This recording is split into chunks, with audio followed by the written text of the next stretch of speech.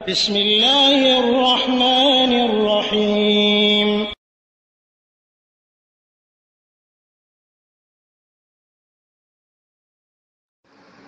আসসালামু আলাইকুম রহমতুল্লাহি ওয়াবারাকাতুহ। আলহামদুলিল্লাহি ওয়াহদা ওয়াসসালাতু ওয়াসসালামু আলা মান লা নাবিয়্যা বা'দা ওয়া আলা আলিহি ওয়া সাহবিহি ওয়া মান ওয়ালা। সম্মানিত ভাই আব্দুল হাফিজ ইউকে থেকে যে বিষয়টি জানতে চেয়েছেন, ইমাম সাহেব সলাতুজ জোহরের মধ্যে 4 রাকাত সলাতের 3 রাকাত আদায় করার পরে ভুলবশত সালাম ফিরিয়ে ফেলেছেন। এরপরে মনে হলো যে 1 রাকাত কম হয়েছে, তো এই ক্ষেত্রে ইমাম সাহেবের করণীয় কি? আলহামদুলিল্লাহ, যে বিষয়টি ভাই জানতে চেয়েছেন এই বিষয়টি গুরুত্বপূর্ণ বিষয়। অনেক সময় আমাদের সালাতে এরকম ঘটে থাকে। এই বিষয়ে সরাসরি হাদিস রয়েছে, মুত্তাফাকুন আলাইহি হাদিস সহিহ আল বুখারী এবং সহিহ মুসলিমে আবু হুরায়রা রাদিয়াল্লাহু তাআলা আনহু থেকে বর্ণিত হাদিস রয়েছে যে নবী সাল্লাল্লাহু আলাইহি ওয়াসাল্লাম একদিন যোহর অথবা আসর সালাত আদায় করলেন। তো 2 রাকাতের পরে নবী সাল্লাল্লাহু আলাইহি ওয়াসাল্লাম ভুলবশত সালাম ফিরিয়ে ফেললেন। তখন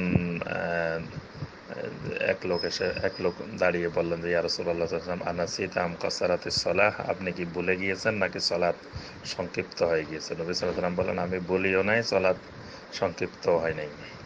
তখন এক ব্যক্তি বললেন, হ্যাঁ ইয়া রাসূলুল্লাহ, আপনি ভুলে গিয়েছেন, সালাত 2 রাকাত পরেই আপনি সালাম ফিরিয়ে ফেলেছেন। তো নবী সাল্লাল্লাহু আলাইহি ওয়াসাল্লাম সাহাবীদেরকে বললেন, এই কথা কি সঠিক? সাহাবায়ে কেরাম বললেন, জি। তখন নবী সাল্লাল্লাহু আলাইহি ওয়াসাল্লাম বাকি 2 রাকাত আদায় করলেন, অতঃপর সালাম ফিরাইলেন। সুম্মা সাজাদা সাজদাতাইনি সুম্মা সাল্লামা, এরপরে সাজদায়ে সাহু করলেন, পুনরায় আবার সালাম ফিরাইলেন।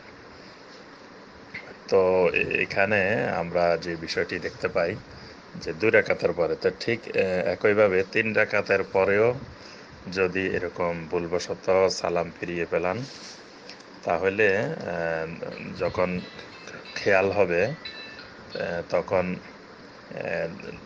এই স্মরণটার ব্যাপারে একটু কথা আছে। সেটি হলো শাইখ সালেহ বিন উসাইমিন রাহিমাহুল্লাহ যে ফতোয়া দিয়েছেন এই বিষয়ে, তিনি বলছেন যে এই ব্যাপারে অল্প সময়ের মধ্যে যদি স্মরণ হয়, সেটা 2 মিনিট বা 3 মিনিট এরকম সময়ের মধ্যে যদি স্মরণ হয় যে আমার সালাত তো 3 রাকাত হয়ে গেছে, তাহলে তিনি বাকি 1 রাকাত পূর্ণ করবেন।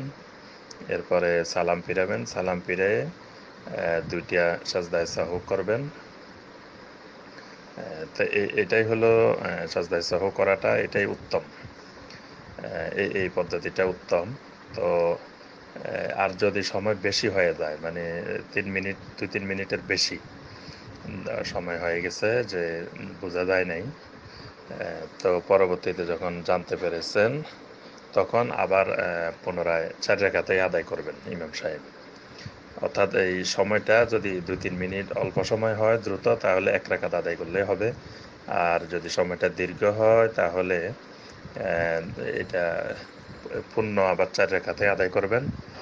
আর এই ক্ষেত্রে সাজদায়ে সুহুর আওলা পদ্ধতি হলো, শাইখ বিন বাজ রাহিমাহুল্লাহ বলেছেন, এই ক্ষেত্রে সাজদায়ে সুহু তো কাবলা সালামও করা যায়, সালামের আগেও করা যায়, সালামের পরেও সাজদায়ে সুহু করা যায়। তো এই ক্ষেত্রে যেহেতু নবী সাল্লাল্লাহু আলাইহি ওয়াসাল্লামের সরাসরি হাদিস রয়েছে, এই জন্য আফদাল হলো, উত্তম হলো সালামের পরে সাজদায়ে সুহু করা, এটাই উত্তম। তবে আগে সালামের আগেও সাজদায়ে সুহু করে ফেললে জায়েজ হবে, পরে করাটা উত্তম।